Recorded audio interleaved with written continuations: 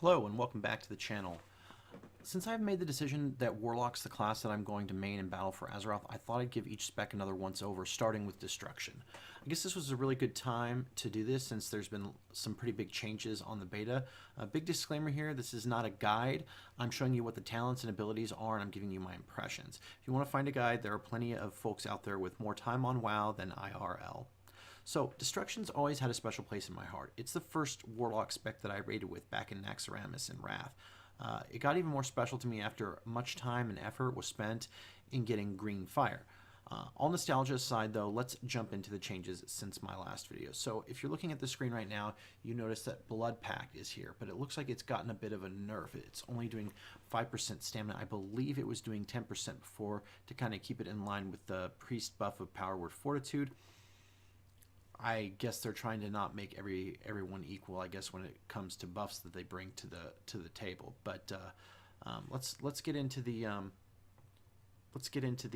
abilities here. First, as you could probably tell, I'm playing on a Worgen, and he's got a little bit of gears. This is a pre-made character that I copied over. This isn't a pre-made character; it's my live character that I've copied over. So, looking at let's look at his abilities first. He's got a 252 item level. It's considerably higher than the 180-ish item level that that you'll see on a pre-made character. So his gear is a little bit better. I've got a couple of legendaries on him, and I think I've got some Azerite gear as well. So and I've set the Azerite gear for use as destruction. You can change this. There's a transmog guy who does the, I don't know what you want to call it, reforging or redoing of your Azerite power, and it basically doubles in cost every time. And the first time it's 5 gold, and this goes per item. So if I transmogrified my helm, it would start it off as 5 gold, and then when I went to do my or not transmogrified but reforged, essentially like cleared out the Azerite and retalented it, it's 5 gold the first time, and then for the next piece it was 10 gold, and then for the next piece it was 20 gold. And then when I did it a couple more times to switch back and forth between the various different specs, it got more and more, and I think it's at some ridiculous like 160 right now or something like that. So it's expensive, not so fun to do. So it's one of those things where it's kind of to incentivize you playing a certain spec on it and not switching back and forth, because I imagine after a while it'll get ridiculously expensive. After a while, of course. But yeah, so like I said, pre-made I'm playing on, copied from, I'm not playing on the pre-made, I'm playing on my copied one from live. The first thing you'll notice here in his abilities is Chaos Bolt. I'm looking at it right now, and I'm noticing that the cast time is a little bit longer, despite having better gear. I'm pretty sure my gear is better than what I had on the pre-made, but in my previous video, the cast time was 2.49 seconds, and now it's 2.6. This is kind of like a common theme. This is true with some other spells as too. It's not anything like super huge, but just a few seconds off.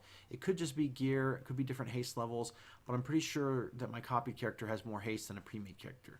Other than that, everything else is pretty much on par with my last video, which I have linked in the description down below. So let's get into talents. The first row, it's pretty much the same with the exception of Soulfire, which in addition to having a new icon, has been completely pretty much redesigned. This is a huge improvement. The spell was stupid and wonky, and that's putting it nicely. It made 0 sense in every situation. Now, it's actually kind of viable. Previously, it was a stupid long 3.3 second cast. It cost 1 soul shard. It did pretty good damage, but it was on a 45-second cooldown. Now it costs mana. It's on a 1.3 second cast time. It doesn't do as much damage. Actually, looks like the damage of it got buffed a little bit since I took my notes on this, but it did not as much as before, but it only has a 20-second cooldown, and that cooldown is reduced by 2 seconds for every soul shard you spend. So essentially you do 2 chaos bolts, and that's 4 soul shards. That's 8 seconds off. It's almost cut in half after you do and then factor in global cooldown. So it's pretty much cut in half after you do 2 chaos bolts, which is pretty good. Even more so if you're doing in an AOE situation, and on top of that, it generates 4 soul shard fragments. That's going to be a fun thing to say all day. But now it's kind of like good to weave in, I guess. It it generates soul shards, and you can weave it into your rotations. It's another button to press. This spec is pretty simple. A 3-4 button spec with some cooldowns to give you some burst, but now it adds like another level of flavor to it for for soul shard regeneration, and it kind of it gives a bit more of an interesting element to the spec. That being said, though, flashover I believe is still going to be doing more damage.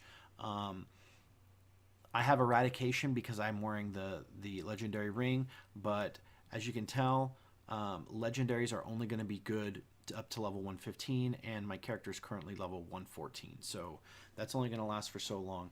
But eradication it's pretty much the same as what it was before. Increased damage by 10% for 7 seconds, but you're really not going to, from your Chaos Bolt, but you're really not going to get the benefit of this until your haste levels are pretty high. And starting off right now, they're not super high. Unless your character, I guess, is, you were running Destruction the whole time, or whatever spec or build you're running had a lot of haste, it's probably not going to be best for leveling. Flashover is pretty good. Right now it's doing better DPS than Soulfire, but I like Soulfire because it, well, and again, this is all just for me. I like Soulfire because it's a little bit more flavor to the spec. Next row is kind of pretty much the same. But I had a chance to play around with the talents a little bit more. Soulfire and Shadowburn can combine to make you able to Chaos Bolt more often, but Internal Combustion is going to give you the bigger hits. At least this is what I've been seeing in my testing.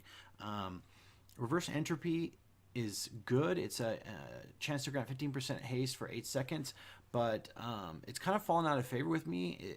Its tooltip looks exactly like Backdraft with the green fire, and it seems like it's proccing less now. But again, that could just be me. Everything else, all the other talents and stuff, is pretty much in line with my last video. Again, it's in the description below. This is not the talent setup I would use. I just had this because I was testing out the damage, and Fire and Brimstone was hitting multiple targets, and it doesn't really paint an accurate picture when you're looking at numbers. But again, numbers are all subject to change, so that only means so much. I compared numbers in general terms of this spec against itself, not so much in general or in comparison to other classes. Anyway, though, let's move on to War Mode and PvP talents. War Mode, which was not in my last video, it increases rewards from quests by 10%, increases XP from completing quests and killing monsters by 10%. Now, it doesn't say that in the tooltip right here, but it does over here. So, yeah, that's pretty much it. It was, I believe, at one point 15%, so they've nerfed that a little bit, but not anything too seriously. But let's take a look at the talents.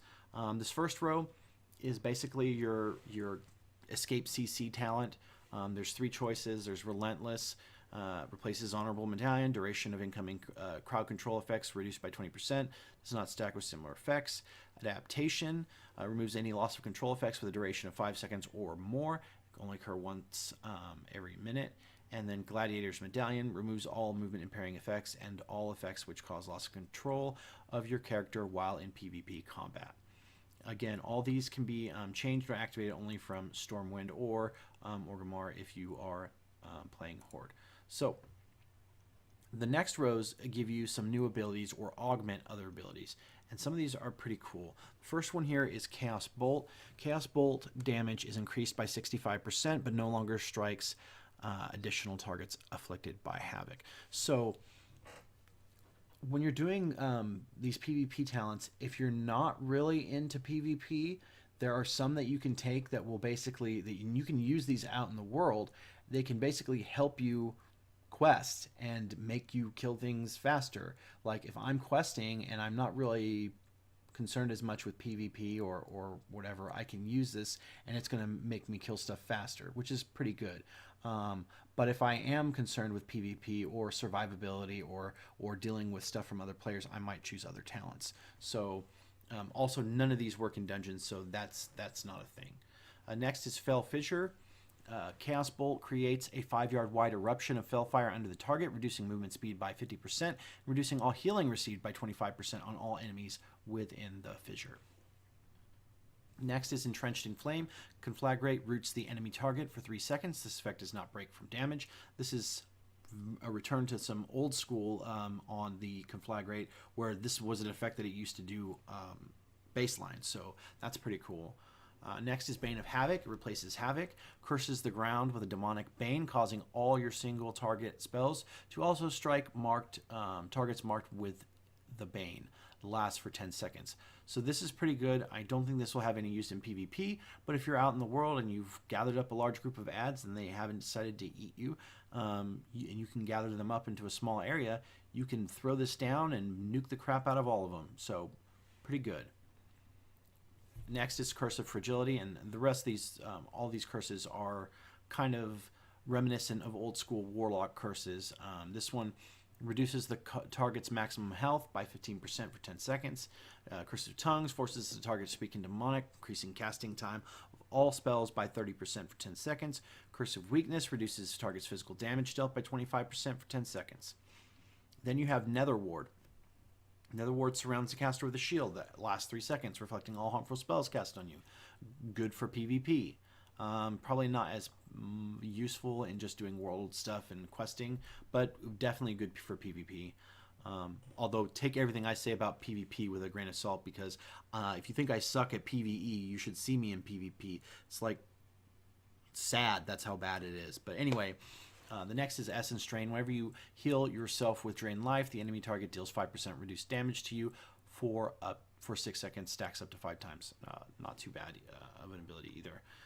Then we have Cremation. Conflagrate deals up to an additional 3% of the target's maximum health and fire damage if the target is affected by your Immolate. This is pretty good because you should only be striking targets with Conflagrate that are affected by. You should have your Immolate on targets at all times. And this is an ability. This is kind of going back to an old school Warlock ability where this was the case that Conflagrate did more damage when you hit someone with that had an Immolate on them. So pretty good. And the last one we have is Casting Circle. Summons a casting circle for 8 seconds. While within the casting circle, you are immune to silence and interrupt effects. Learning Casting Circle causes unending resolves to no longer grant immunity to silence and interrupt effects. So where is it at? I don't think I have it on my bar. Let's pull that up real quick. Yeah, the book is kind of bugged. It's weird. That would be Unending Resolve. Let's put that over here. It basically hardens your skin, reducing all damage you take by 40%, granting immunity to interrupt. So you can have that on. It will reduce your damage by 40%. The Casting Circle, though, prevents you. You are immune to silence and interrupt effects. I'm starting to see this seems like this does the same thing for the same amount of time. It's on a shorter cooldown, I guess. This was 1 minute cooldown and it's casted versus this, which is instant and it's 3 minute cooldown. It's a trade-off. I'm going to get rid of that because that's buggy and it's looking weird. But anyway, that is going to do it for the second look at the Destruction Warlock. Please let me know what you think in the comments section below. If you want to see my second looks at the other specs, hit the subscribe button, ring the bell, and cross your fingers that you get the notifications when they come out in the next couple of days. If you like this video, hit the like button like the Nerf bat hits your favorite OP spec. I'll see you next time.